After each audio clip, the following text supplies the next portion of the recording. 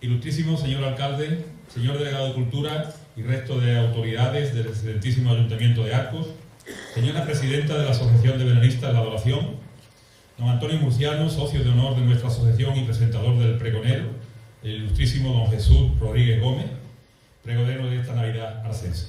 Compañeros belenistas y amigos todos, muy buenas noches y bienvenidos a este acto organizado conjuntamente por la Asociación de Belenistas La Adoración y la Delegación de Cultura, con el que los arcenses iniciamos la recta final hacia la celebración de la venida del Mesías para los cristianos y una de nuestras fiestas más tradicionales y populares para todos. Este año hemos cambiado la ubicación de este ya tradicional pregón anunciador de la Navidad arcense que veníamos realizando en la parroquia de San Pedro.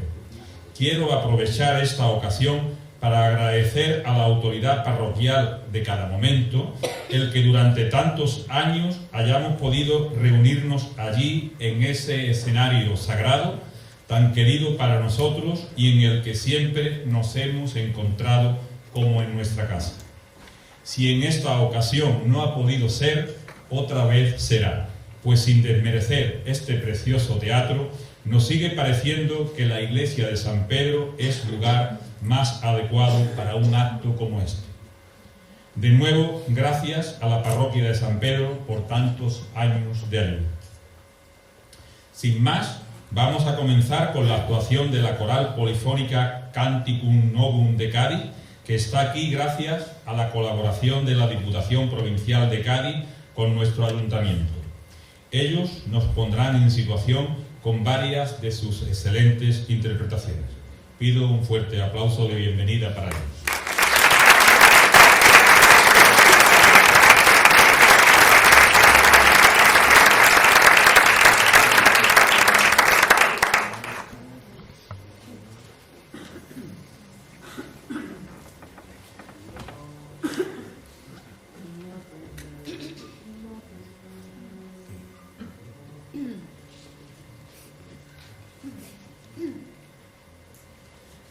La primera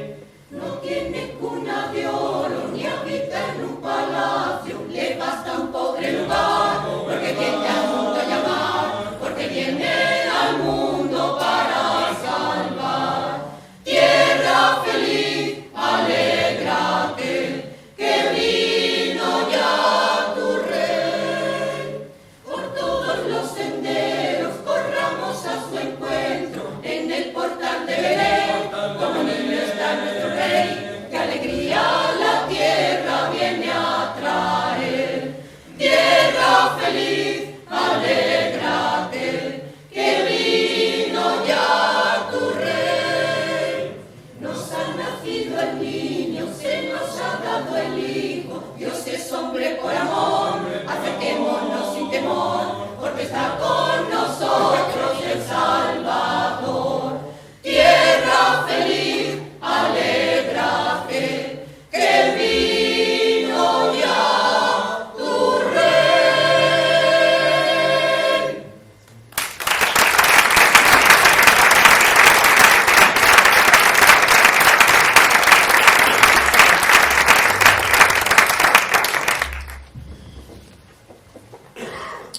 Bueno, ahora solicito la presencia de don Antonio Murciano González, nuestro querido amigo Antonio, nuestro socio de honor, para que introduzca al que será el artífice principal de esta velada, el pregonero de la Navidad de Arcos 2015, el ilustrísimo don Jesús Rodríguez Gómez.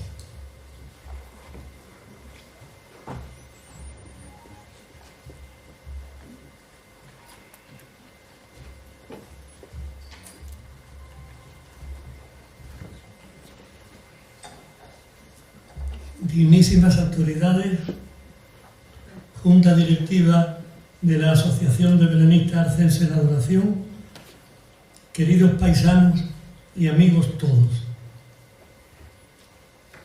La personalidad del ilustrísimo señor don Jesús Rodríguez Gómez, jerezano de 1954, que hoy me cabe el honor de presentar, es poliédrica. Es un prisma con muchas caras en distintos campos de la cultura. Cursa la carrera de Leyes en la Facultad de Derecho de la Universidad de Sevilla, licenciándose con brillantes calificaciones, y comienza su ejercicio profesional como pasante en el bufete de don Sisto de la Calle, ilustre abogado jerezano, que más tarde, además de su primer maestro, sería su suegro, ya que contrae matrimonio con su hija y compañera de profesión, Miriam de la Calle y Vergara, con la que tiene 2 hijos, Jesús y Lucía. Su bufete alcanza en poco tiempo notoriedad dentro de Jerez y su comarca.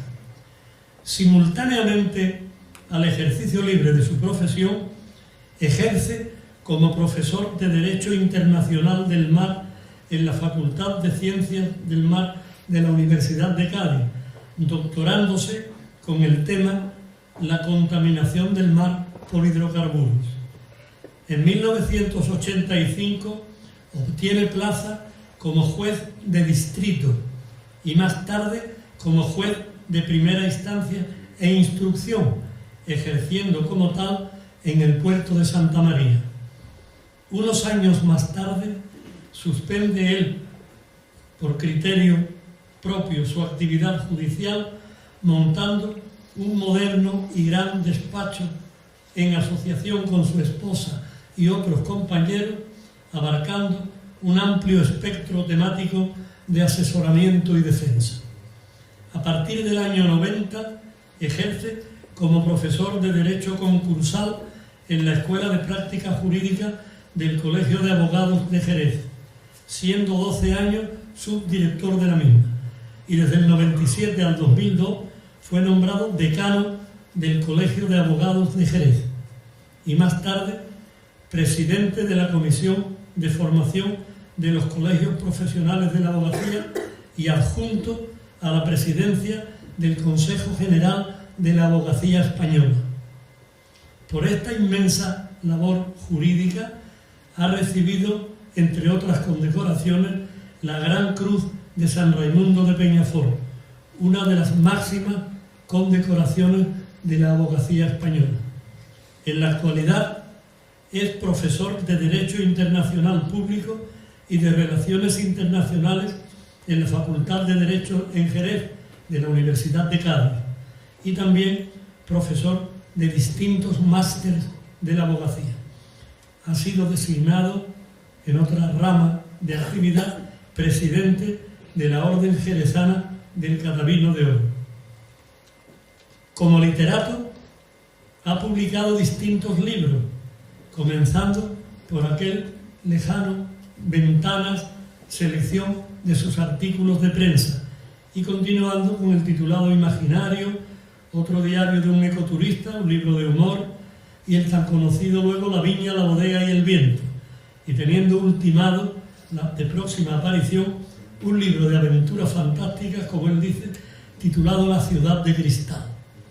Paralela a todas estas actividades, en este momento debemos resaltar su labor como pregonero, no solo en su Jerez, con el del Rocío, y sobre todo con el de su Semana Santa en el Villamarta, con éxito de clamor.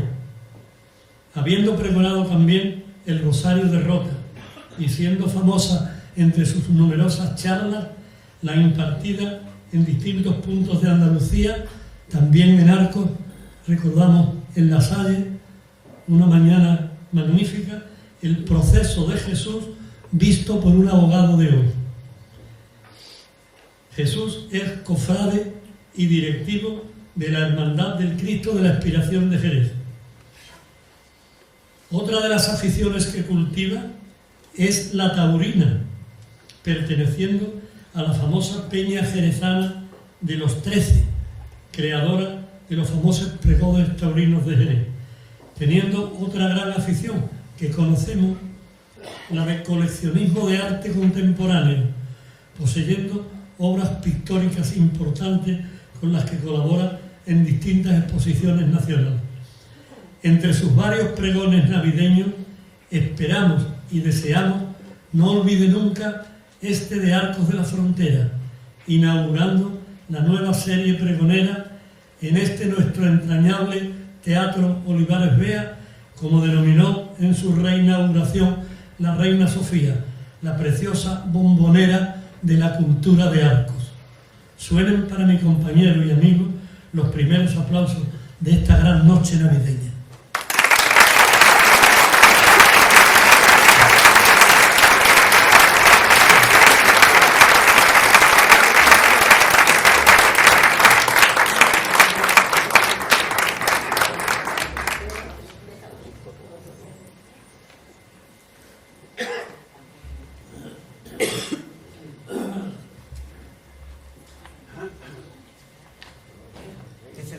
Ilustrísimas autoridades, señoras y señores, amigos. Yo reconozco que debía de comenzar mi pregón con unas palabras de agradecimiento. Pero, como dice el Evangelio de San Lucas, de lo que rebosa el corazón, habla la boca. Y ahora, de lo que me rebosa el corazón, es de satisfacción por la declaración de la Zambomba de Arcos, como de la de Jerez, como bien de interés cultural por la Junta de Andalucía. Por eso no puedo evitar que mis primeras palabras sean de reconocimiento y de satisfacción por esta distinción. Pero también confío en que esta declaración institucional sirva para poner a esa vieja vecina de barrio, que es la zambomba arcense, más lustrosa, y no para disfrazarla como se ha hecho en Jerez. Como acabo de decir, la zambomba de Arcos es una vieja de cara limpia, aunque llena de arrugas, cavadas a fuerza de tanto cante y tanta alegría. Y hablo de vieja y no de viejo, porque desde siempre quienes han custodiado esos romances y coplillas que son la voz de la zambomba aquí en Arcos han sido las mujeres y no los hombres. Ya sabemos que antiguamente cada oficio tenía su ropa. Los albañiles vestían de blanco, los herreros de azul, los almaceneros usaban un babi de crudillo, los arrieros pantalón de pana negra y barba cebuche cruzada en la faja, los corredores botas de becerro con elástico y bastón tallado como un tótem. Pero no solo los oficios, sino que todo tenía su ropa. Para las mujeres, porque estamos hablando de zambomba y como hemos dicho, ellas han sido siempre las depositarias de la tradición, el traje de gitana se sacaba para la feria, el velo para ir a misa, para llevar el luto, porque aquí el luto se llevaba, no se vestía. Se llevaba porque era una claudicación al negro por fuera y por dentro. Lo mismo el ánimo que la casa se convertían en un claustro de tristeza y desolación. Para llevar el luto, como decía, vestido y medias negras. He dicho hace un momento que todo tenía su vestido propio, pero no es así. Porque la ropa de la zambomba de las mujeres de nuestra tierra no era otra que la de andar por casa. Patita floja, delantal, babuchas y, si se hacía en el patio, la mañanita negra sobre los hombros. No hacían falta más lujos, porque la zambomba era una cosa del común de la casa, igual que los arriates, el pozo, la cocina, la pila de lavar o el rincón de la azotea en el que se tendía y se blanqueaba con añil la ropa. Pero la zambomba salió de los patios y todo cambió. Aquí en Arcos, algo menos, pero en Jerez, a esa vieja la disfrazaron de artista. Salpicaron de lunares la batita floja y pegaron al delantal un volante almidonado. Las babuchas se volvieron zapatos de tacón con suela de clavo y la mañanita mantón de mamila. Añadieron al conjunto una guitarra y una caja, y como jalean los cabales del flamenquito, vámonos que nos vamos o toma que toma. Fue entonces cuando nació la Nouvelle Zambomba. No consintáis, por favor, como hemos permitido los jerezanos, que vuestra zambomba luzca como esas viejas glorias operadas que ganan en tersura lo que pierden en expresión. Cuando el hombre, como la mujer, se reconoce más en su expresión que en unos ojos, una nariz, una boca o una frente. Es la expresión y no la cirugía o la química lo único que mantiene en nuestra cara la juventud y hasta la niñez. Nuestra expresión es nuestra verdad. No toleréis, por tanto, que vuestra zambomba se transforme con postizo igual que la de Jerez. No lo consintáis que parezca lo que no es, porque la verdad es lo que existe, lo que se inventa es la mentira. Y ahora sí, ahora quiero dedicar unas palabras de gratitud hacia aquellas personas e instituciones que, para que yo pueda dirigirme hoy a ustedes, me han prestado su apoyo y su ayuda generosa.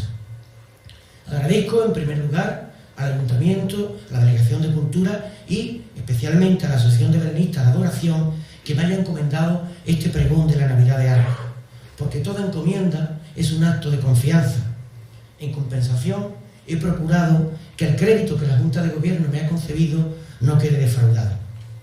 También quiero agradecer a Antonio Murciano, mentón oficial de este pregón, que pensara en mí para ofrecerlo. Antonio, que ha confesado en público mi edad, quiero decirle que es verdad que a los 61 años que ya he cumplido y camino a los 62, he vivido la mitad de mi vida, más o menos. He visto que he hecho muchas cosas, pero veo, después de lo que he relatado, que me quedan otras muchas cosas por hacer. Mientras, aunque me falten las fuerzas que se pierden con los años, la ilusión permanece intacta. Y al final, la ilusión es lo que priva en las personas. La vejez empieza cuando los recuerdos pesan más que las ilusiones. Lucharé y prometo que si dentro de 15 años o 20 años me dan ustedes la oportunidad de repetir este pregón, lo haré con la misma ilusión y el mismo interés con que lo hago hoy. También, y fundamentalmente, quería pedir un cariñoso recuerdo para todas aquellas personas que me han precedido en el uso de esta palabra, de la palabra, para exaltar la Navidad de Arcos y que no se encuentran ya con nosotros. Y por último, gracias a ustedes, público de este acto, por acompañarme y que el pregón se desarrolle con toda la naturalidad y la belleza que a mí me gustaría que tuviera, la belleza literaria. Pero permítanme que, abusando de su generosidad, le formulo un ruego. Por la fórmula narrativa que he elegido para el pregón, y que voy a explicar enseguida, me parece que el silencio resulta para el texto más enriquecedor que el aplauso. Es posible, sin embargo, que alguien, movido más por el deseo de agradar que por el mérito de lo que digo, quiera refrendar un pensamiento, una idea con las palmas. Yo le ruego que las omita porque la ovación a una idea puede ahogar la siguiente, tal vez más enjundiosa y más profunda. Yo les aseguro que el mejor aliento que hoy puedo recibir de ustedes es la intimidad del silencio. Esa intimidad que contrasta tanto y tan bellamente con lo que es Arcos en Navidad, cuando la alegría hace huelga a la japonesa.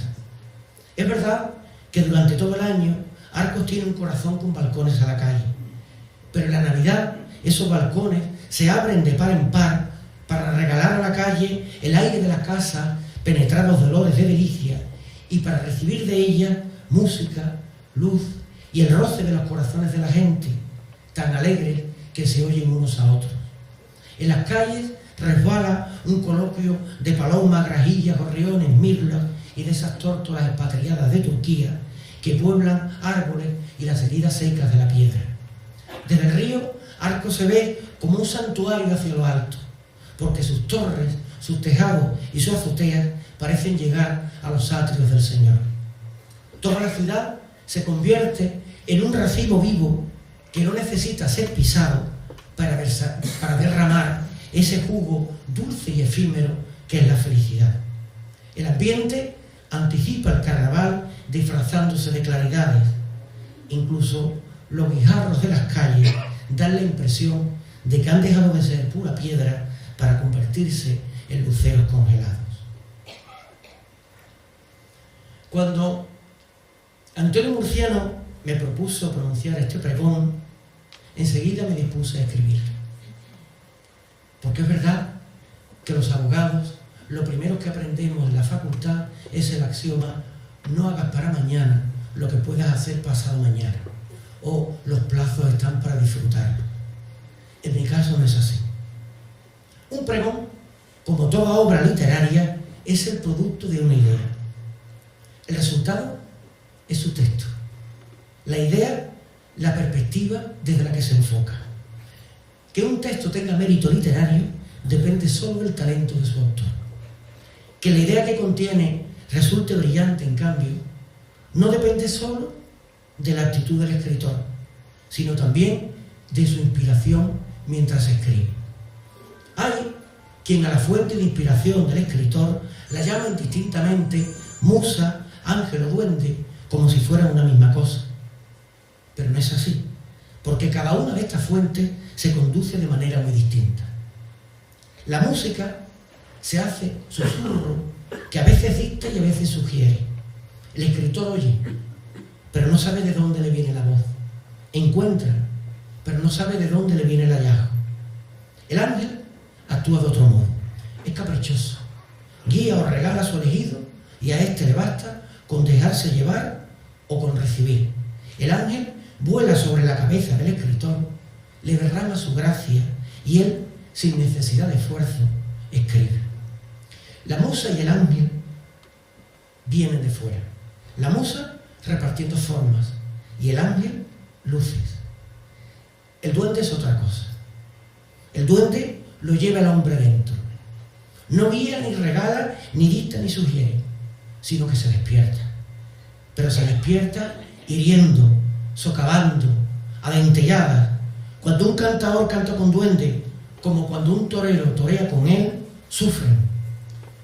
Cuando un escritor escribe con duende, le duele la emoción en todo el cuerpo, porque el duende no tiene mapa fisiológico. Solo se sabe de él que quema la sangre, rasga los músculos y se revienta las vísceras. Pues bien, teniendo en cuenta que el objeto de este pregón, lo que quiere anunciar, que eso es un pregón, es la Navidad, no creo que fuera una musa o el duende, sino un ángel quien me regaló la idea en la que debía resolverse el texto que ahora estoy pronunciando. Como he dicho, el pregón es solo un género literario. En un principio, la forma del pregón era la prosa, muchas veces la prosa poética. Después, alguien incluyó un momento de poesía que embelleciera y resaltara el texto. Ahora, en la gran mayoría de los pregones, la prosa es solo una excusa entre dos poemas, y no hay pregón que no rebose versos y más versos. La prosa, la bella prosa, ha venido a convertirse en muchos pregones en un caño escuálido entre dos torrentes de versos. Fíjense que he dicho versos y no poesía, porque no son lo mismo. Los versos son solo lenguaje poético, no poesía. En esta diferencia se explica que el pregón, como género literario, haya terminado convirtiéndose en un arma de destrucción masiva de la poesía, en un medio no para enaltecerla, sino para justiciarla. Muchos pregoneros se han olvidado de que la poesía no busca como el teatro el aplauso, ni como el ensayo la verdad. La poesía se conforma con despertar en el alma humana otra poesía.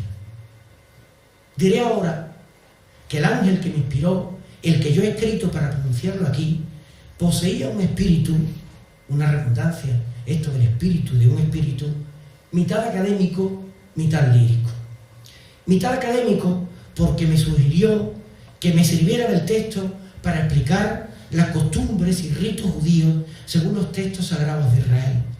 Ahí están los del matrimonio de María y José que relataré, el lugar y la época del año en que se produjo el nacimiento de su hijo, o la procedencia de aquellos 3 reyes magos guiados por una estrella que guardaba el portento de ser andoriega, cuando el resto de sus hermanas permanecen estáticas en el universo desde siempre. Pasaremos por encima la historia de Herodes, porque hoy no es día de cosas tristes. Y terminaremos al fin elucubrando sobre ese mensaje precioso que portaba la milicia celestial de la que habla el Evangelio de San Lucas. Aquí está, presidiendo este escenario. Gloria a Dios en las alturas y en la tierra paz a los hombres de buena voluntad. He dicho medio académico, pero también medio lírico, porque todo ello lo he escrito en un tono novelado y generalmente en forma de prosa poética, que puede herir el corazón, lo mismo que la poesía, pero que anda con mayor libertad que ella, puesto que no está sometida a las leyes rigurosas de la métrica, que, como se sabe, es la emoción del álgebra. Comienzo así mi pregón.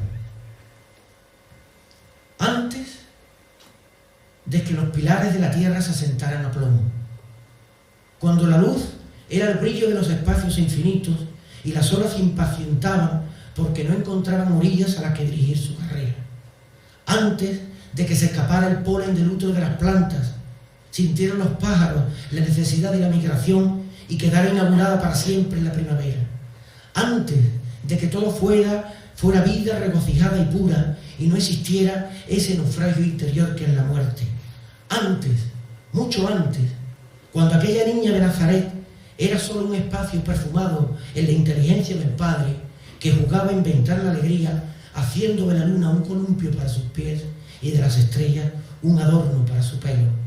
En aquel tiempo en que aún no se había oído el primer llanto que trajo un hombre a la vida, Dios, en un momento de su trabajo colosal, se fijó en un punto de aquel planeta azul y eligió cuidadosamente entre las palabras.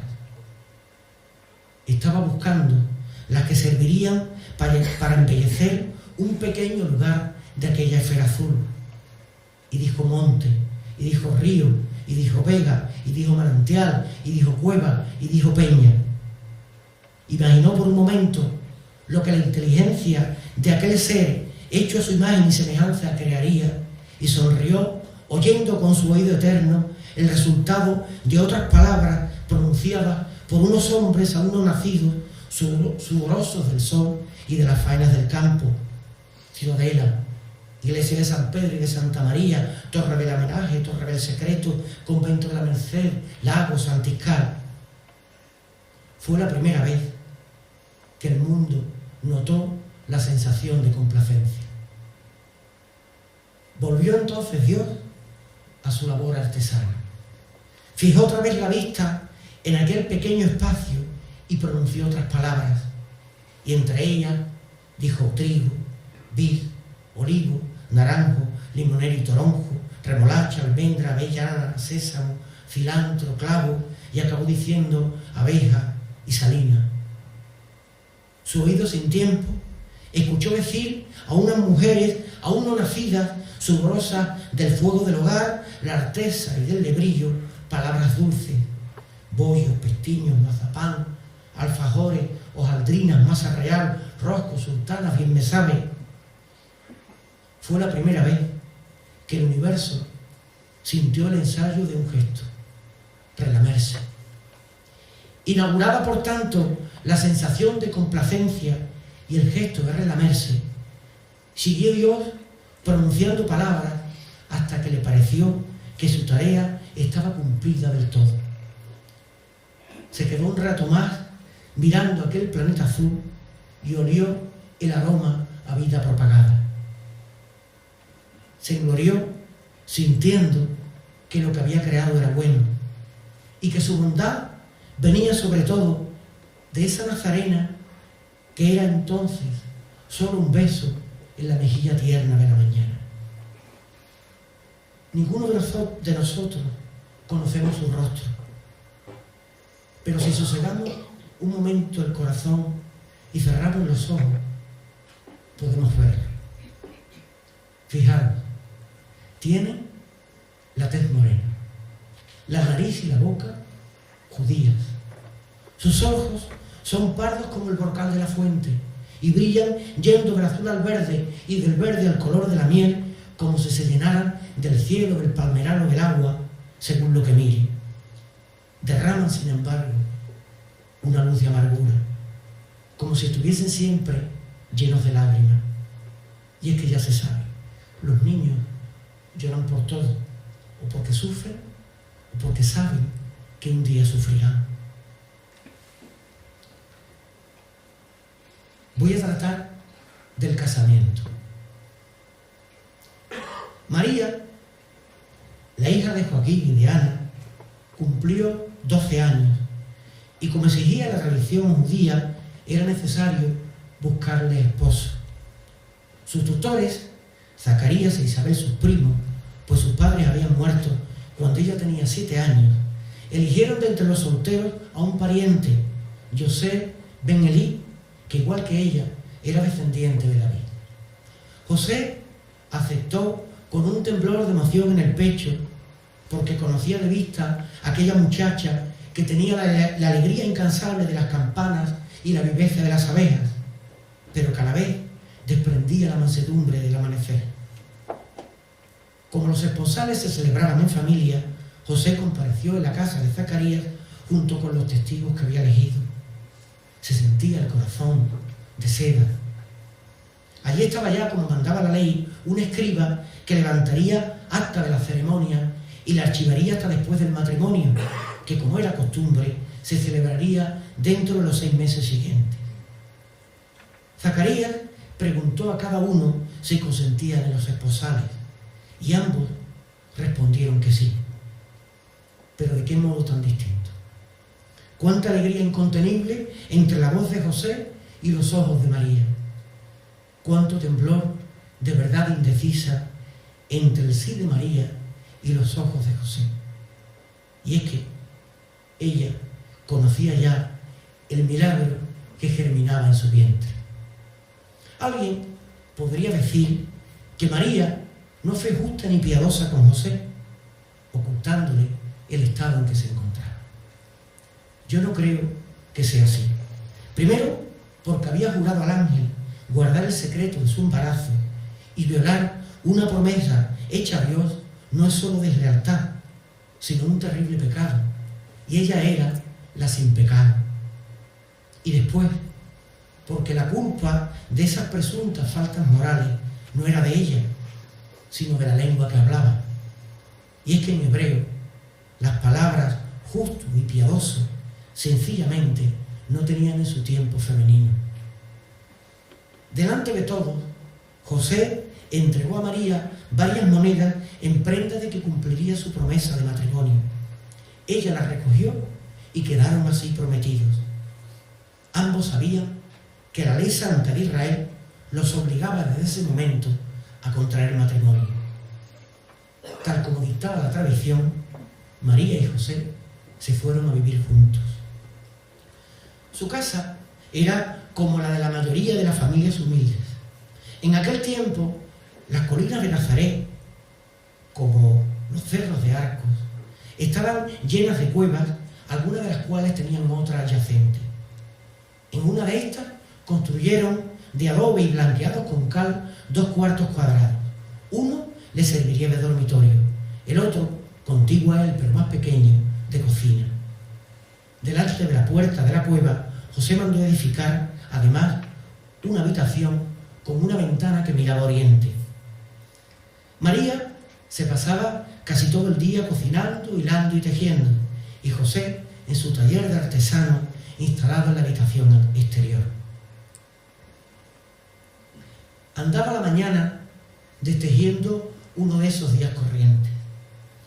Cumpliendo el libro de los proverbios, María y sus vecinas se afanan en su casa puerta en las cosas del hogar. Charlaban sin parar de cosas intrascendentes, pero no descansaban ni un momento de sus labores. Unas hilaban con el telar que les construyó José el carpintero. De él salían todos sus vestidos. Para los hombres, el efod, la falda corta, la túnica que llamaban ketonel y el simlá, que en forma de capa caía sobre ella. Para las mujeres, el saif, el velo blanco y largo que se colocaba sobre la túnica, la imatión. No podía haber ropa común para hombres y mujeres, porque el Deuteronomio prescribe que las mujeres deben llevar vestidos distintos de los del hombre. Otras, y entre ellas María, preparaban tortas en piedras asentadas sobre aguas. Una vez cocidas, se las enmelaría y sabían tan sabrosas que el Éxodo las comparaba con el maná del desierto. Estaba María envolviendo sus tortas con un redor para que se conservaran calientes cuando apareció una vecina y en voz baja, como si estuviera desvelando un tremendo secreto, contó a todas que Isabel, la vieja, la anciana esposa de Zacarías, había quedado encinta. Se oyó un humo de sorpresa y todas miraron a María, que era prima de Isabel, para ver su cara. Pero ella mantuvo el gesto sereno, porque ya lo sabía.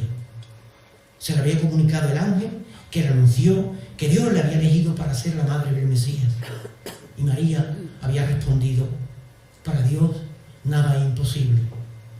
Fue en ese instante cuando lo decidió. Entró en el taller de José y le dijo que había decidido viajar hasta Encarén, la aldea en que vivía Isabel, para pasar con ella los últimos meses de su embarazo. José la miró y vio cómo se le subían a María los colores a la cara, al darse cuenta de que había expuesto al hombre una decisión sin haberle pedido antes su consentimiento, como mandaba la ley. Pero descubrió también un pozo de angustia en los ojos de ella. Comprendió que alguna razón poderosa movía a María, y él, que era un hombre bueno y sobre todo la amaba sobre cualquier otra cosa, asintió con la cabeza. María entonces comenzó a preparar los avíos necesarios para unirse a una caravana que partía la tarde siguiente y que pasaba por Encarén. Unos días después llegó a casa de Isabel y Zacarías, que se había quedado mudo, coincidiendo con el embarazo de su esposa.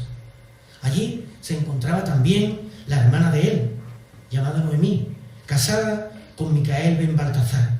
Tenían 2 hijos, uno llamado Lázaro, de 7 años, y otro Marta, de 5. Después, andando el tiempo, tuvieron otra hija a la que pusieron de nombre María, pero entonces aún no había nacido. Cuando llegó María, Isabel salió a recibirla y le dijo: bendita tú entre las mujeres y bendito el fruto de tu vientre, y de dónde a mí tanto bien que la madre de mi Señor venga a visitarme. María la miró sorprendida. Isabel entonces le contó que un ángel había descubierto el designio de Dios de convertirla en la madre del Mesías, y le preguntó si también ella había tenido una revelación divina. María le contó el episodio del ángel y su respuesta: he aquí la esclava del Señor, hágase en mí según tu palabra. Habían transcurrido una semana desde que llegó María. Un día, Isabel le hizo ver que pronto empezaría a notársele de hinchazón del vientre, por lo que debía celebrarse la boda con José. Le dijo: podéis iros a vivir a una casa que tiene Zacarías fuera de la ciudad. Allí podrá llevarte tu esposo en triunfo después de la ceremonia. Y el banquete lo celebraremos como prescribe la ley aquí en mi casa. Un criado se puso en marcha hacia Nazaret a buscar a José. Entre tanto, ambas primas fueron pensando en quiénes podrían ser los testigos de la ceremonia, a los que la tradición denominaba los hijos del esposo, y quién el padrino o el amigo del esposo. Pues José no conocía a nadie en Ain Karem. Pensaron que lo mejor es que fuera Micael ben Baltasar, el padrino. A los pocos días volvió el criado acompañando a José, que traía 3 mulas cargadas con 2 arcas y una pesada ánfora. Un arca guardaba sus vestidos de novio, otra los de la desposada, y el ánfora vino de Caná para la celebración. Ella salió a recibirlo llena de alegría y después quiso ayudarlo a bajar el arca de su ropa de novia. Nada más iniciar el gesto, se oyó la voz recia de Isabel recriminándole, diciéndole que en su estado no debía realizar esfuerzos fatigosos. José miró extrañado de María y se fijó en la suave prominencia de su vientre. Como él no había nacido aún con ella, palideció. Se sentía el alma reseca como una estrella apagada. Cuando ella advirtió la mirada de José fija en su vientre, se le encendió el rostro como un almenar. Quiso disimular su vergüenza, pero como ocurre tantas veces, sus ojos traicionaron a la cara y él descubrió en ellos todo lo que existe: el amor, la angustia, las ansias, la acosada ternura. José se encerró en el establo con las mulas. Al poco, ella pasó cerca y lo oyó sollozar. Sintió que le dolía el pecho de los golpes que muy fuerte le daba su corazón, y era mayor su pena porque sabía que no podía contarle el episodio del ángel anunciador. A la mañana, sin embargo, todo había cambiado en José. Ya no la miraba con recelo, sino emocionado y lleno de una viva ternura, como si esa noche hubiera recibido una revelación. Desde entonces, José no fue capaz de dejar de mirarla ni un instante. Su mirada tenía la dulzura de lo tierno y de lo manso, como si resonara en su alma un batir de paloma. Mientras ella trajinaba en las cosas de la casa, él devastaba la madera, y a la vez que el suelo se llenaba de virutas, su corazón se colmaba de un silencio blando, y mirándola de reojo se decía a sí mismo: mujer, en un silencio que me sabrá ternura, durante 9 lunas crecerá tu cintura, y en el mes de la siega tendrás color de espiga, vestirás simplemente y andarás con fatiga. El hueco de tu almohada tendrá un olor de nido y a vino derramado nuestro mantel tendido. Si mi mano te toca, tu voz, con la vergüenza, se romperá en tu boca. El cielo de tus ojos será un cielo nublado, tu cuerpo todo entero como un vaso rajado que pierde un agua limpia, tu mirada un rocío, tu sonrisa la sombra de un pájaro en el río. Y un día, un dulce día, quizá un día de fiesta para el hombre de pala y la mujer de cesta, el día en que las madres y las recién casadas vienen por los caminos cantando alborozadas, y el día en que la moza luce su cara fresca y el leñador no tala y el pescador no pesca. Un día, un dulce día, con manso sufrimiento, te romperás cargada como una rama al viento, y será el regocijo de besarte las manos y de hallar en el hijo tu misma frente clara, tu boca, tu mirada y un poco de mis ojos, un poco, casi nada. Puesto que a María se la consideraba como doncella, el día de la boda debía ser un Yom Reví, el miércoles judío. Estaba prescrito así para que si el esposo no encontraba signo de virginidad en la esposa, pudiera presentar su caso a los jueces al día siguiente. Y es que el tribunal, que conocía estos asuntos, solo se reunía los jueves. El Yom Hamishi judío. Según la costumbre, Isabel y otras mujeres comenzaron a vestir a María. Después de haberla ungido con espigada de nardo, le pusieron la túnica de matrimonio, le colocaron el velo y luego la corona nupcial. El velo era muy amplio porque debía cubrirle todo el cuerpo y estaba tejido de una tela finísima y transparente para que pudiera ver. A la vez, los testigos de José le ayudaron a vestirse con sus ropas de novio en la casa que había de acoger al matrimonio, en latín cuando terminaron en griego y en arameo. Por orden del César Augusto Cirino, gobernador de Siria, ordenaba que todos los hombres se empadronasen en su ciudad de origen y pagaran un tributo bajo pena de graves sanciones a quienes incumplieran el mandato. José le dijo a María que había decidido que, puesto que la obligación era solo para las cabezas de familia y ella se encontraba en tan avanzado estado de gestación, él iría solo a Belén y que entre tanto ella quedara bajo el cuidado de unos vecinos. María lo miró fijamente. No quería volver a quebrantar las normas judías de respeto al marido. Se dio la vuelta, rebuscó un pergamino en la alacena y comenzó a leer en un susurro el texto de la profecía de Miqueas. Cuando llegó al capítulo 5, elevó la voz.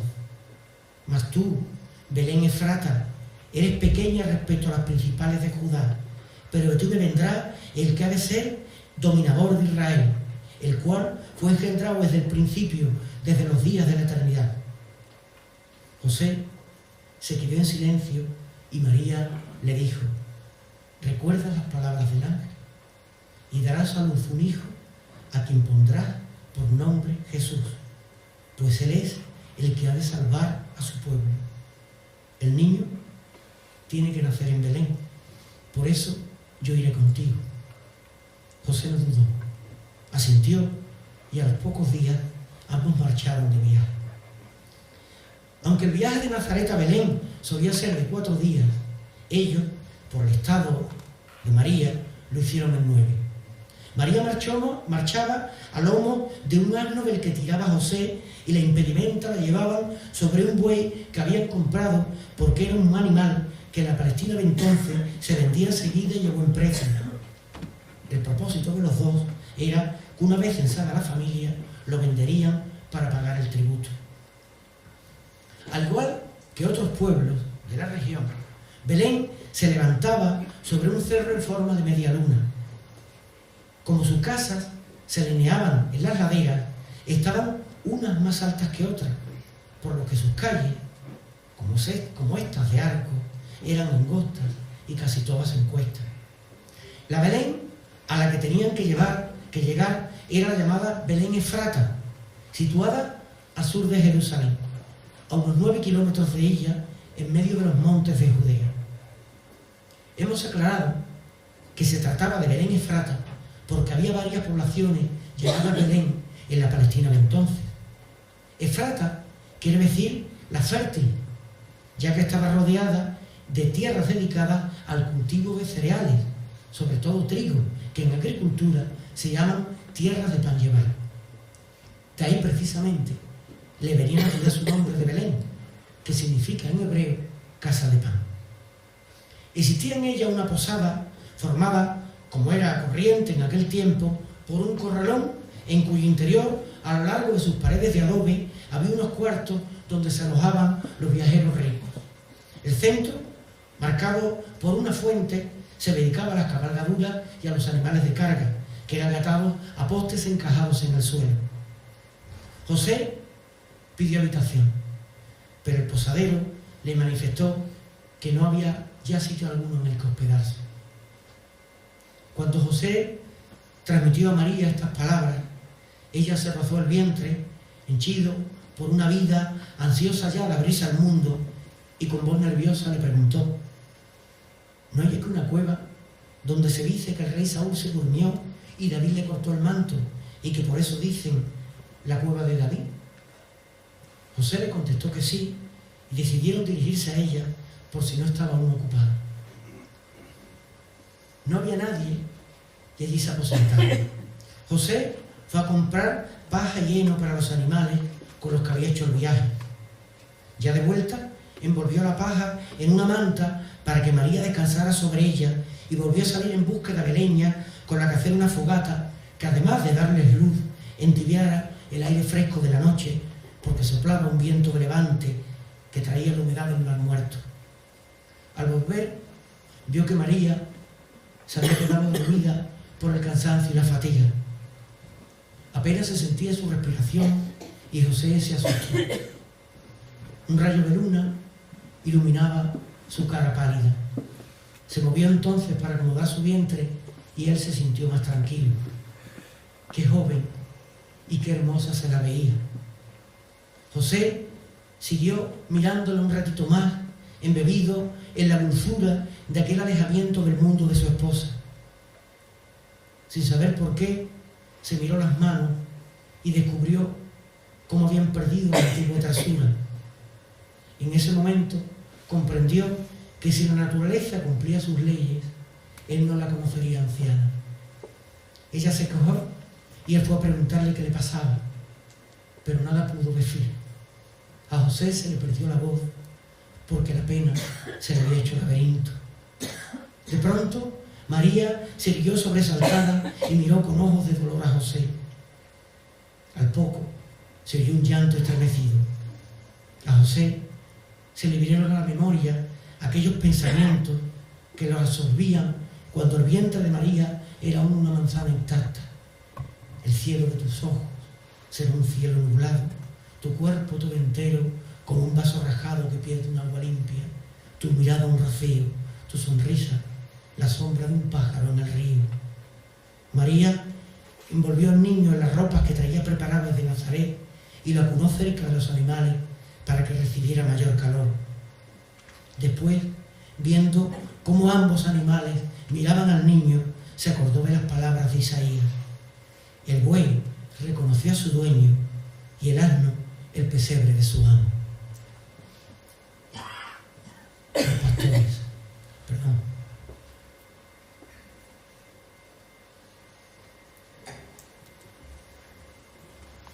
Al poco de que la noche hubiera empezado a entonar su canción desfallecida de raso negro, los pastores se acomodaron sobre sus mantos. Se habían acostado como se acuestan siempre los hombres, sean ricos o pobres, sabios o incultos, con el anhelo de que el sueño convenza a la vida para que deponga sus espinas. Tenían como único techo el firmamento, el inmenso ojo de Dios cribado de luces que eran el reflejo de las miradas de otros pastores que generación tras generación contemplaron al cielo, interrogando al silencio y dilucidando la única respuesta que el silencio da. El campo tenía ese olor a miel templada que tienen siempre las noches de verano. Corría el mes del Tisri, que los judíos llaman el sábado de los meses. Era el tiempo maduro de la plenitud y el reposo de la tierra parida.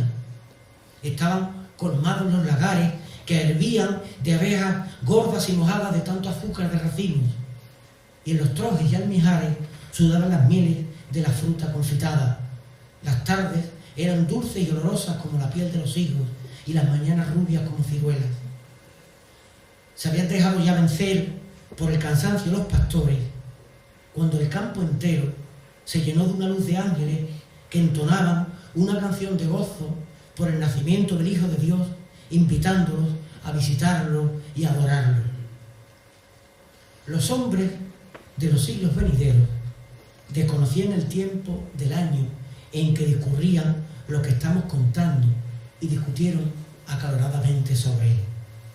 Por fin, un papa, de nombre Julio I, decretó hace 4 siglos, o 4 siglos después más bien, que la conmemoración del nacimiento de aquel niño se hiciera coincidiendo con la fiesta principal de los romanos, las Saturnales, que celebraba la llegada del solsticio de invierno. Lo explicó diciendo que como el corolario de aquella fiesta pagana era la celebración del día que los romanos llamaban el nacimiento del sol invicto, coincidente con el día 25 del mes de diciembre cristiano, ese día se celebraba también el nacimiento de Cristo, que era el nuevo sol invicto. La realidad era, sin embargo, mucho más sutil.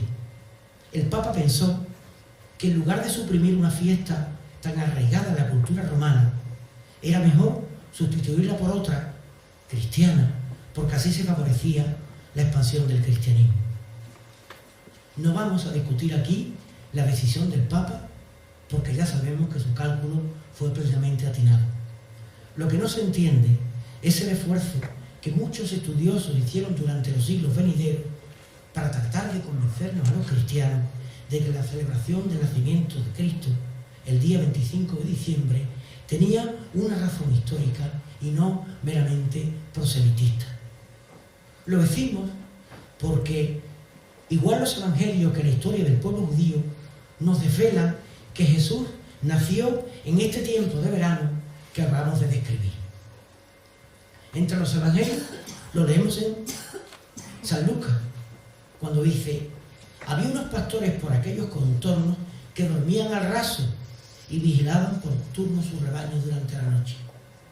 Resulta evidente que el nacimiento de Jesús no pudo producirse en nuestro mes de diciembre, porque en el invierno palestino es imposible, ahora como entonces, dormir al raso.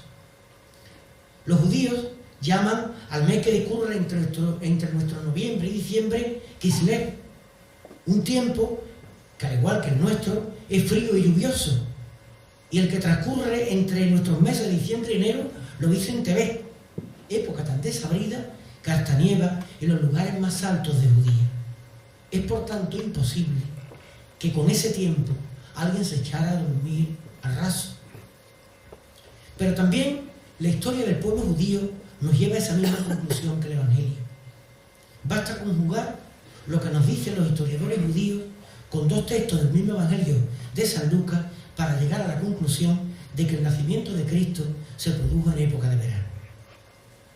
Me estoy refiriendo en primer lugar al pasaje que refiere cómo el ángel Gabriel anunció a Zacarías que Isabel, su esposa, quedaría encinta de Juan el Bautista.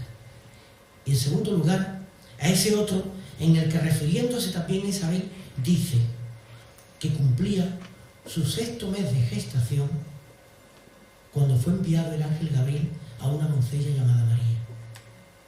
Es decir, que María concibió a Jesús cuando Isabel, su prima, llevaba ya encinta 6 meses de Juan el Bautista.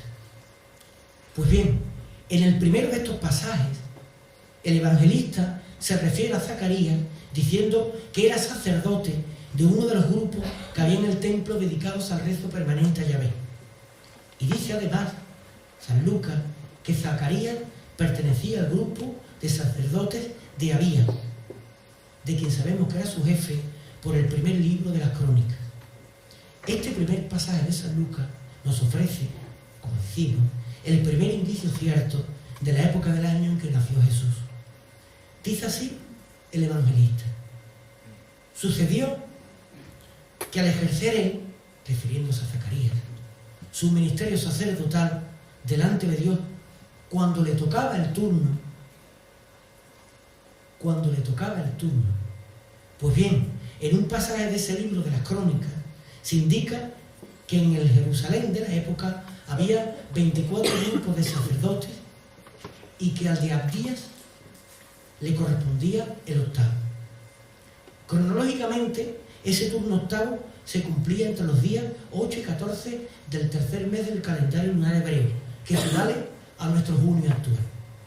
Por consiguiente, puesto que Isabel quedó encinta en el tiempo en que Zacarías, su marido, cumplía su turno como sacerdote, junio de hoy, Juan debió haber nacido 9 meses después, es decir, en nuestro actual mes de marzo.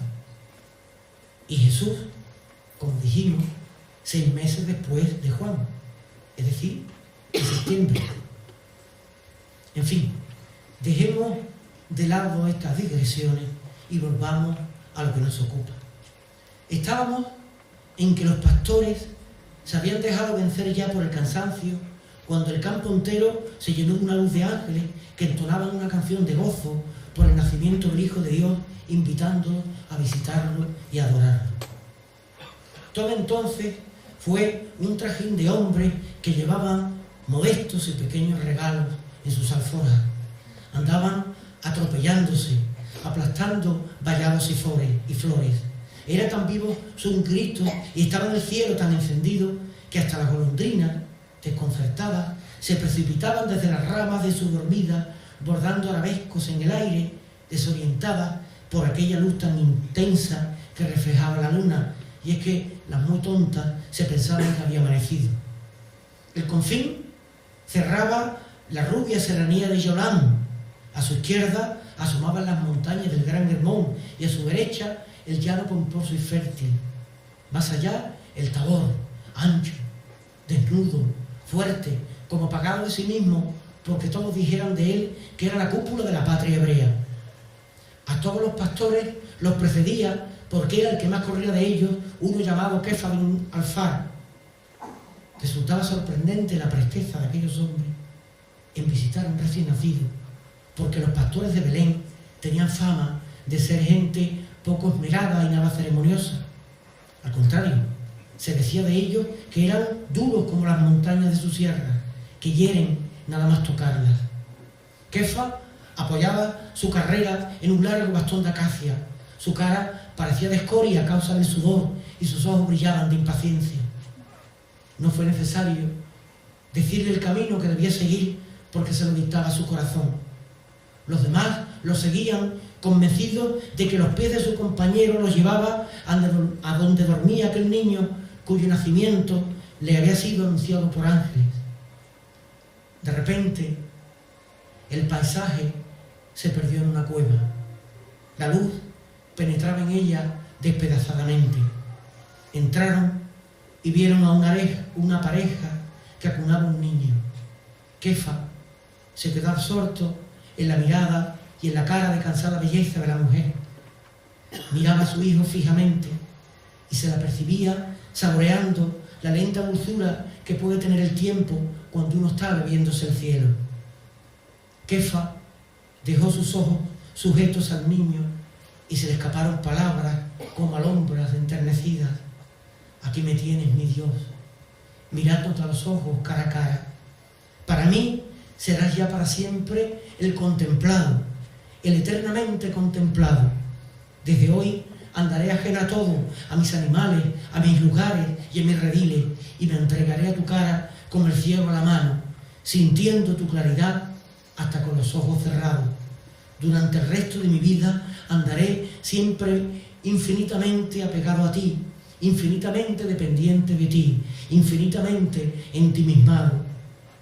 Depositó una orza de leche en el suelo y sintió que desde los vergeles y alquerías del collado de los olivos y de los jardines de poniente llegaban olores de abundancia y de suavidad. El aire se veía traspasado de un polvo dorado y de balido de los rebaños. En lo alto sonaban los salmos de triunfo y de gracias del himno del Jayel. Ensalzad, hijo de Jehová, ensalzad el nombre del Señor. Los Reyes Magos y una estrella. Dice el Evangelio de San Mateo: nacido Jesús en Belén de Judá en tiempo del rey Herodes, unos magos llegados de Oriente a Jerusalén preguntando: ¿dónde está el rey de los judíos que ha nacido? Pues hemos visto su estrella en el oriente y hemos venido a adorarle. Al oír esto, el rey Herodes se turbó y con él toda Jerusalén. Y reuniendo a todos los príncipes, los sacerdotes y a los escribas del pueblo, les interrogaba sobre dónde había de nacer el Mesías. Al leer este pasaje, se ve que Mateo no especifica en su evangelio que los magos fueran 3 ni que fueran reyes. Son las leyendas piadosas las que han enriquecido la cita evangélica, contando que se trataba de unos magos en el sentido que el término tenía en esa época. Es decir, sabios dedicados a la medicina, a la química y a la astrología. Socialmente se les reconocía incluso más que a los príncipes. Esas mismas leyendas nos dicen sus nombres. Uno se llamaba Melchor, el otro Gaspar y el otro Baltasar. Melchor proviene de la raíz Melqui, que significa mi rey. Gaspar, de Gasfa, el que se acerca. Y Baltasar, que fue el sobrenombre del profeta Daniel, quiere decir al que Dios protege. Cuentan además que venían de 3 lugares de Oriente muy distantes unos de otros: Magog, Resma y Ofir. A pesar de ello, a todos les había impedido viajar la luz de una misma estrella. Resultaba sorprendente porque el más cercano a Belén, Magog, distaba más de 2000 kilómetros, llenos de ríos, montañas y hasta un vasto desierto que las caravanas tardaban en cruzar más de 8 meses. Algunos astrólogos explican esa luz diciendo que podría tratarse de una ilusión óptica formada por la aproximación de Júpiter a Saturno, algo que sucede en el verano de cada 900 años. Sin embargo, la tradición cristiana afirma que la aparición de la estrella fue voluntad divina. Si es así, está claro que los designios de Dios son misteriosos, porque las estrellas permanecen siempre fijas en el cielo y las vemos hoy en el mismo lugar que las vieron gentes de nuestra sangre que vieron hace miles de años sacudidas por otros fríos y otros vientos. He dicho también que los designios de Dios son misteriosos porque si nuestro Padre Celestial encomendó a ese astro que condujera a los magos hasta el pesebre donde había nacido su hijo, la estrella fue una pésima guía, porque se equivocó al llevar a los magos a Jerusalén y, por si fuera poco, justo al palacio de Herodes, en lugar de Belén, que era donde verdaderamente había nacido el Mesías.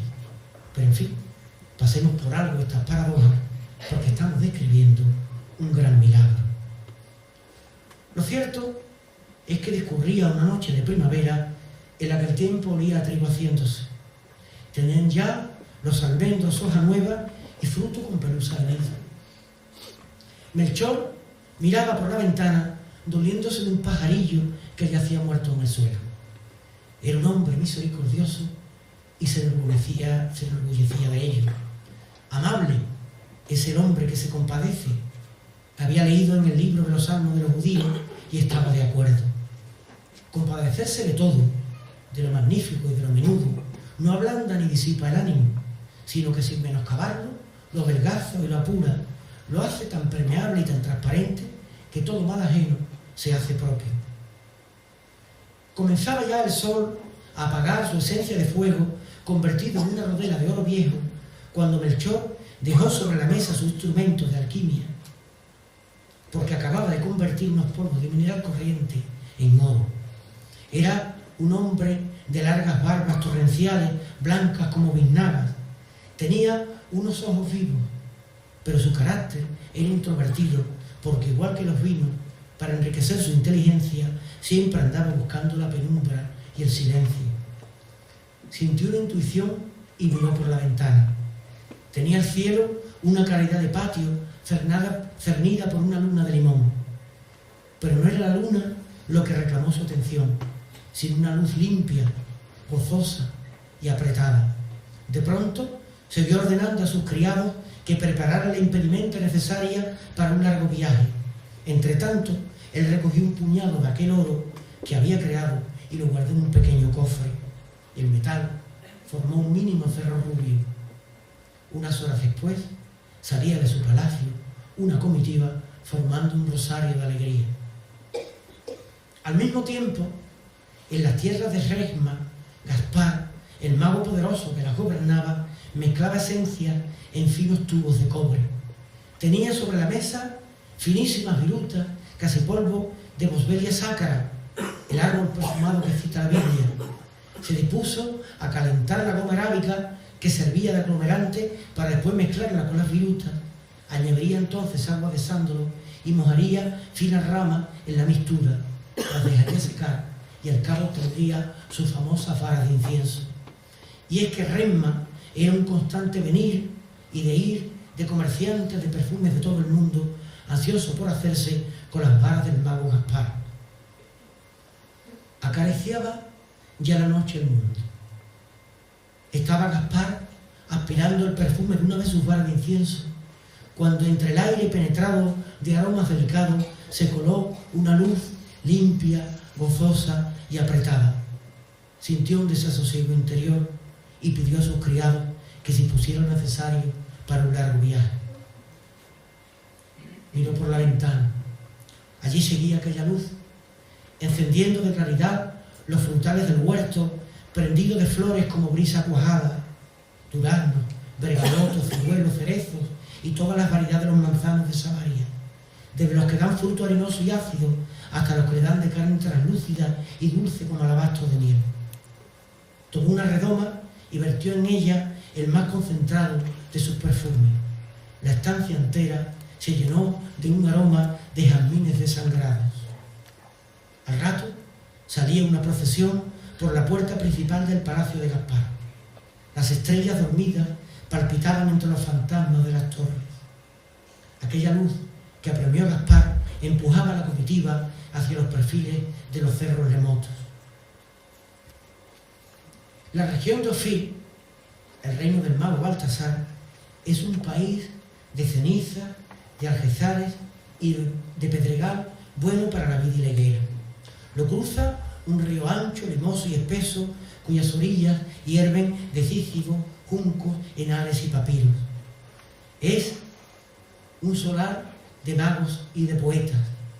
Su ciudad más grande, Alcir el-Ash, cuyo nombre significa en la lengua del país la regalada hija de la luna, se levanta sobre un cerro excelso. Se dice que en ella se alojó Salomón y que fueron las dos cúpulas de su palacio y sus jardines poblados de mansos animales de la sabana los que le inspiraron esos versos del cantar de los cantares que cantan a la amada. Tus dos pechos como gemelos de gacela que se apacientan entre lirios. Andaba Baltasar ordenando sus urnas, potes y alabastros. Era un hombre recio, huesudo, inflamado de una piel muy negra. En su palabra, en su mirada y en sus ademanes ponía todo el fuego, toda la verdad y toda la inocencia de su corazón recto, vehemente y generoso. Tenía en sus manos una redoma de mirra virgen, la que produce lentamente el tronco sin necesidad de herirlo. Lo transportaba cuidadoso y lleno de orgullo. Sabía que era de los pocos magos que conocían el secreto de cómo acendrar aquel aroma de las impurezas de su origen. Iba a depositar la redoma en uno de los vasares que llenaban la habitación cuando la tapa se iluminó toda de una luz limpia, gozosa y apretada. Gritó un nombre y enseguida apareció el mayordomo de su palacio. Dio Baltasar unas órdenes y al rato salió una caravana. Después de trasponer un cerro, el mago miró hacia la ciudad. Alcir se alzaba clara e inocente, como un jardín de azucenas, coronada por las cúpulas de su palacio, que brillaban de humedad. Parecía que se hubieran congelado sobre ella gotas de luna.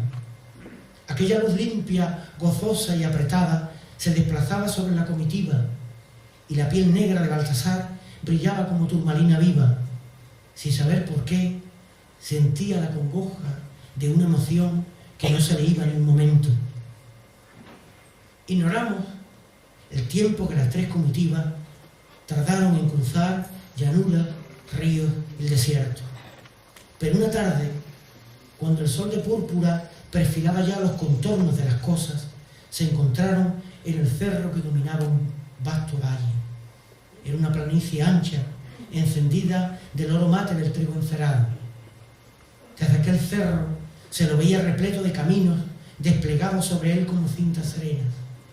Todos tenían en ese momento abrigo de familia andariega, porque grupos de pastores los recorrían a paso vivo. trepidaba la tierra de voces y de alegría diseminada. No había hombre que no llevara algo en sus manos, brillándole la cara con aquella luz limpia, gozosa y apretada que había conducido a los magos hasta ese valle. Todos, y hasta allí se fueron también las 3 pomposas comitivas, se dirigían hacia una oquedad de la roca viva, conocida como la Cueva de David. Cuando llegaron, descubrieron sobre el dintel de la gruta que un ángel entonaba un himno glorioso. Esperaron los magos su turno para entrar. Ya en el interior, la luz se sentía limpia y azul como un zafiro traspasado. Sobre un banco de piedra, una mujer de fatigada belleza sostenía, inclinada sobre un hombre que le rodeaba los hombros con sus brazos, a un niño. Los 3 señores se postraron ante él. Era un recién nacido, pero los miraba fijamente. Se le adivinaba en su mirada recién estrenada, el ímpetu, el fervor, la luz y el embelesamiento del elegido. Dejaron su regalo y después se dirigieron al padre, que apartó el brazo de la mujer y se retiró a hablar con ellos. Un pastor que iba detrás oyó decir a uno de aquellos señores un nombre: Herodes.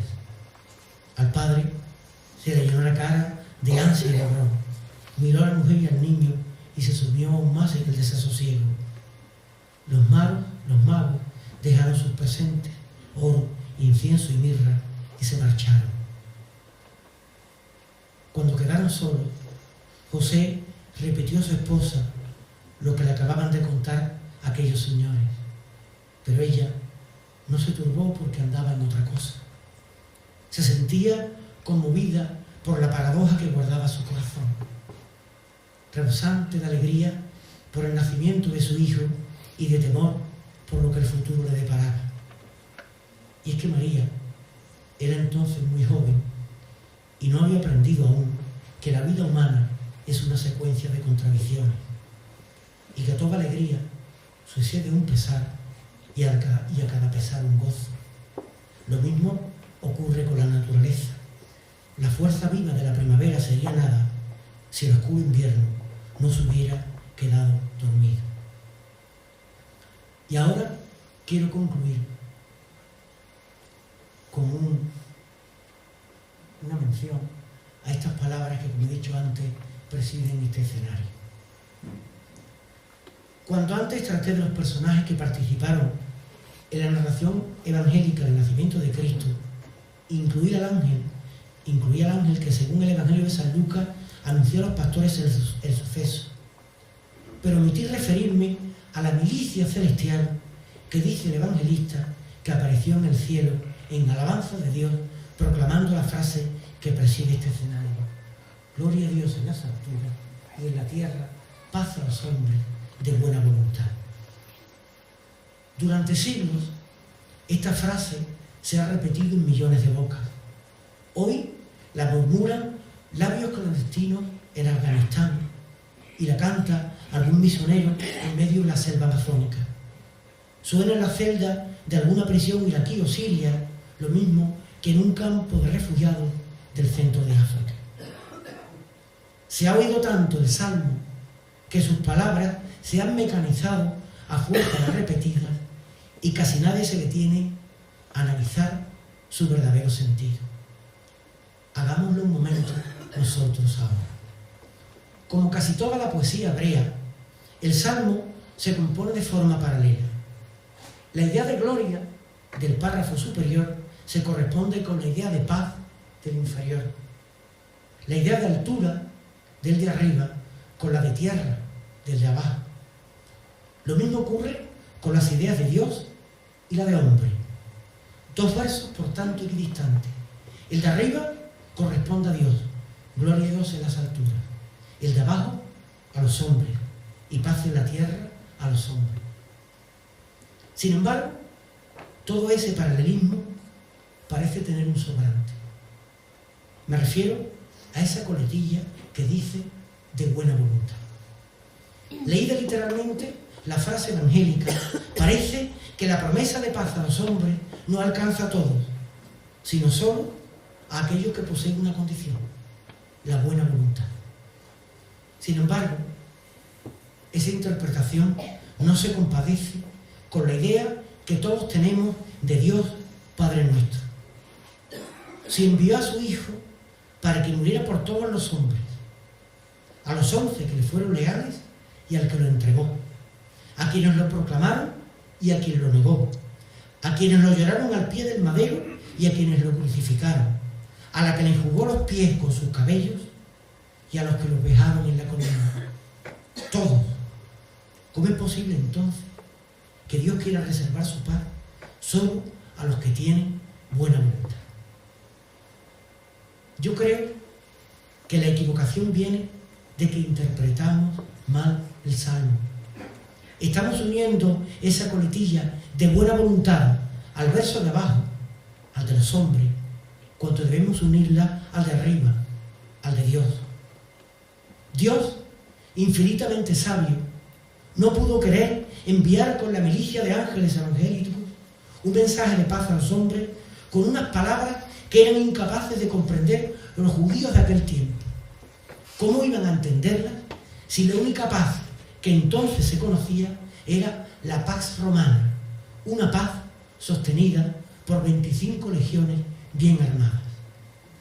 Démosles, por tanto, un nuevo sentido al mensaje de aquella milicia celestial. Unamos la buena voluntad al primer renglón, al de Dios, y no al segundo, al de los hombres. Paz en la tierra a los hombres por la buena voluntad de Dios, por su beneplácito y su bondad infinita, por su amor inmenso hacia nosotros. Diseminemos por todos sitios, empezando por hoy aquí en Arcos, esta nueva interpretación. Si no lo hacemos, poco entenderán el mensaje divino de la Navidad.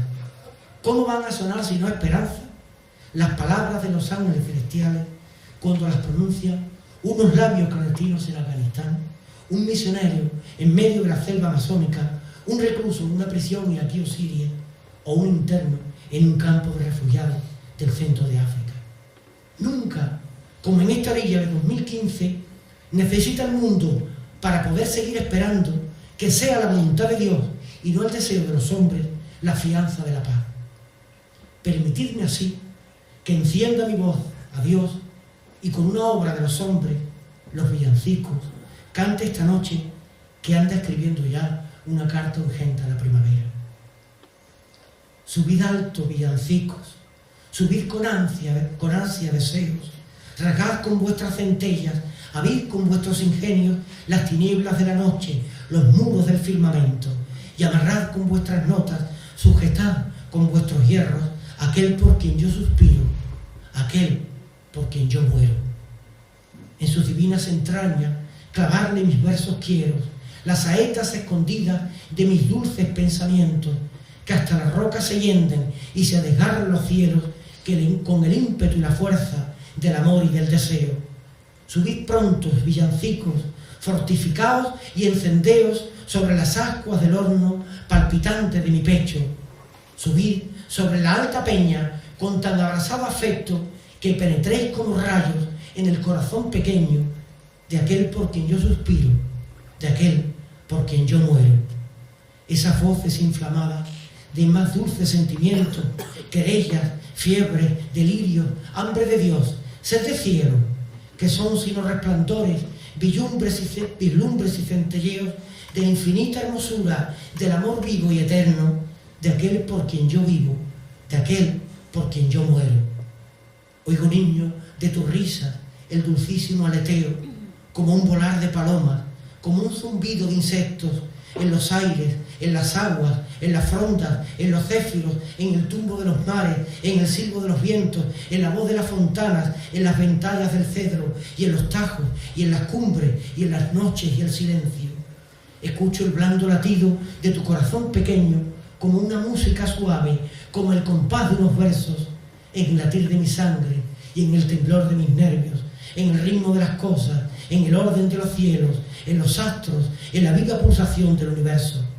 Y escucho el manso suspiro de tu diminuto pecho, y tomo tus blandas manos y siento el divino peso de tus carnes en mi alma, de tu espíritu en mi cuerpo, y absorto, sin pulso, herido de tanto amor desfallezco, tanto deleite gozando, toda ciencia conociendo.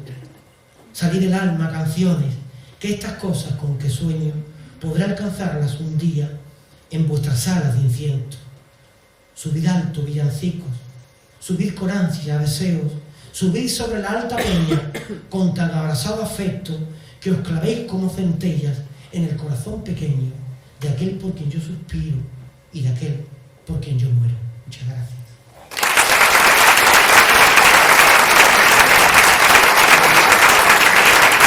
Un momentillo la colaboración de compañeros para hacerle nuestro reconocimiento a este pregón que en mi ignorancia, yo cuando estoy cerca de personas con esta capacidad, la verdad es que me encuentro bastante atrapado, ¿no? Pero yo diría que ha sido un pregón actualizado, extraordinariamente descriptivo, nos ha hecho pasear por esos lugares, por esas situaciones, lleno de una excelente prosa poética, sencillo, claro, dirigido directamente a lo más profundo de nuestro entendimiento y haciéndonos reflexionar. Muchas gracias.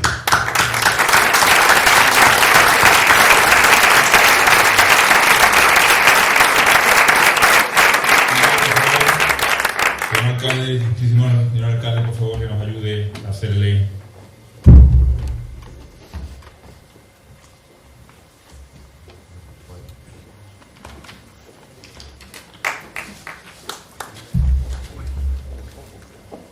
se lo paso al alcalde para que haga la entrega.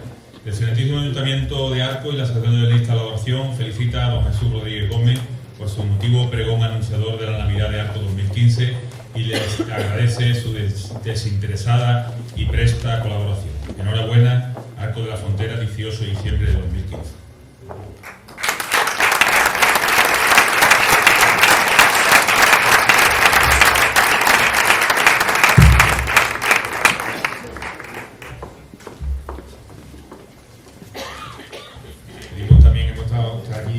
Su señora, a la que le vamos a hacer una entrega de un ramo de flores en agradecimiento seguramente a todas esas horas que él ha dedicado a esto y que ha quitado de a lo mejor de atender a la familia, que ya sabemos cómo funciona esto.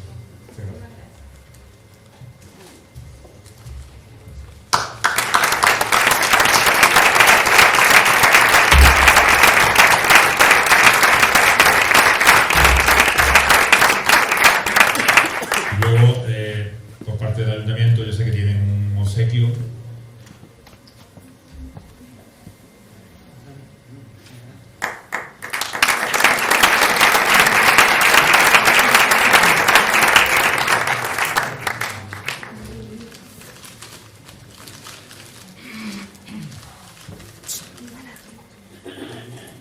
Se trata, según quiero, de la obra de don Jesús, hermano de la Cueva. Y por parte de nuestra asociación, le hacemos también entrega de este obsequio, recuerdo de este día tan importante para nosotros.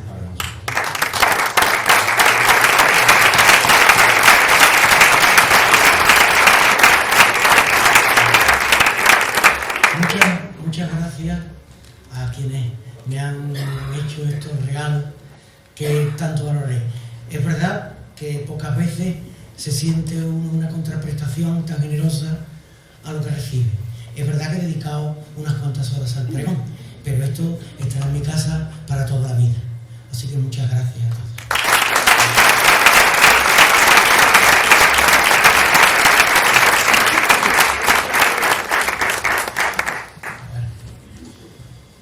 Bueno, yo voy a pedir ahora, muchas gracias, podemos ya, el señor alcalde, el señor alcalde se queda con nosotros, porque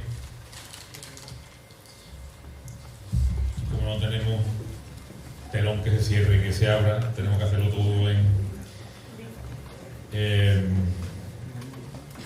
pergamino y el sobre. Bueno, ahora a continuación, don Isidoro Gambín, ilustrísimo alcalde de nuestra ciudad, procederá a dirigirnos sus palabras a modo de clausura y cierre de este acto.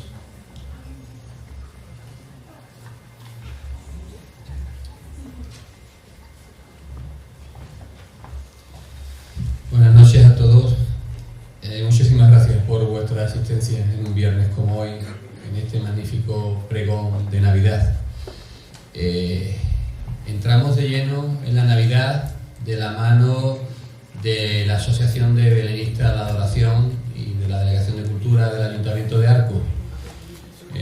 Gracias al Ayuntamiento y fundamentalmente gracias a la Asociación de Belenistas, pues nos introducimos en la Navidad en nuestra localidad en Arcos de la Frontera, organizando actos preparativos de introducción a la Navidad.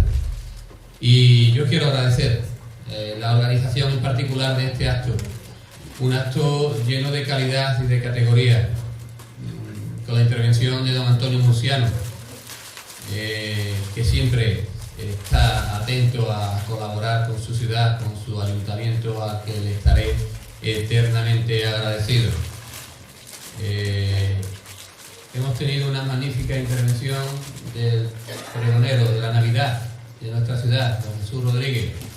Yo creo que hemos asistido a la exposición de un magnífico pregón lleno de contenido y una gran creación literaria dentro de ese contenido, en el que hemos atendido a la magnífica exposición de Jesús, hablándonos de María y José, de su matrimonio, del nacimiento de Jesús, de los pastores, de los Reyes Magos, ¿no? Clarificaciones que me ha hecho pensar, ¿no?, en la tradición que tenía marcada yo desde hace años, y que Jesús me ha dado otra versión diferente con lo que le he escuchado y que me ha agradado magníficamente. Y bueno, yo no me voy a extender mucho más, simplemente agradecer a Jesús por esta magnífica intervención, por este magnífico pregón que nos ha ofrecido, y deciros que podemos vivir la Navidad en nuestra ciudad porque tenemos una ubicación de ensueño, tenemos una ubicación para vivir la Navidad en nuestra ciudad, y nos tenemos que sentir orgullosos de donde vivimos y donde estamos, porque mañana vamos a celebrar un Belén viviente donde vamos a renacer aquellos tiempos, aquellos momentos inolvidables del nacimiento de Jesús, con estas magníficas escenas que os vamos a ofrecer a partir de mañana, pero dentro de un entorno envidiable, un entorno de nuestra Peña de Arcos, que ha sido declarada monumento natural por la Junta de Andalucía, por un casco histórico donde vamos a ubicar este Belén viviente, declarado también monumento patrimonio histórico de en nuestra ciudad. Y fundamentalmente ahora apuntillamos todo este contenido de belleza de nuestra ciudad con la declaración de nuestra zambomba junto con Jerez de la Frontera como de interés cultural, ¿no? Por eso los arcenses nos tenemos que sentir orgullosos de nuestra ciudad y de lo que tenemos, y que lo tenemos que aprovechar. Y aprovecharlo, viviendo la Navidad en este entorno, es algo que tenemos que disfrutarlo, porque pocas ciudades pueden contar con lo que realmente tenemos en Arcos de la Frontera.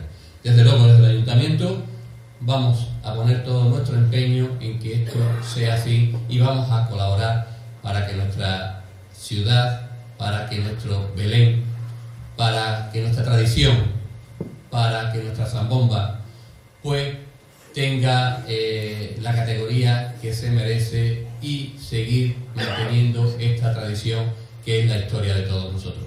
Muchísimas gracias y feliz Navidad. Para finalizar, de nuevo, la Coral Polifónica Canticum Novum de Cádiz nos deleitará con el resto de la programación preparada para esta ocasión, no sin que antes os cuente algunas cosas sobre ello. Es un grupo de gaditanos que por simple afición a la música y sin ninguna otra pretensión, lleva más de 25 años reservando parte de su tiempo a las actuaciones y, como no, a sus correspondientes y constantes ensayos. Canticum Novum nació en Cádiz, en la iglesia de San Severiano, gracias al entusiasmo de un grupo de aficionados con el fin de relanzar la antigua tradición coral gaditana. Se estrenó un 7 de junio de 1987 con ocasión del día de Pentecostés y la apertura del año santo mariano, presidida por el rector del santuario de la patrona, Vicente Díaz.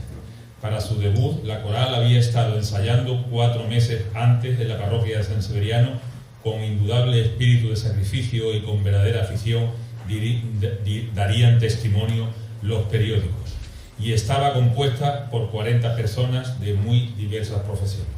Cabe resaltar que esta coral ha pasado por diferentes etapas que se corresponden con la conducción de varios directores musicales. La trayectoria profesional de estos han conducido a la coral a acontecimientos importantes, tomando parte activa en numerosos acontecimientos destacados de la vida de la ciudad de Cádiz y de otras capitales, con actuaciones por casi toda la geografía española y en varios países de Europa, así como la grabación de la discografía de Canticum Novum. Sus intervenciones en actos de aperturas y clausuras de acontecimientos señalados como el que nos ocupa son numerosas. En relación a sus obras musicales, Coral Polifónica Canticum Novum cuenta con un repertorio realmente variado que ha ido incrementando desde su creación. Su actual director es don Francisco José Cintado Briceño. Muchas gracias por estar aquí esta noche. Para vosotros, nuestra admiración y nuestro reconocimiento, y para todos, feliz Navidad y un venturoso año 2016. Animémosle con un fuerte aplauso.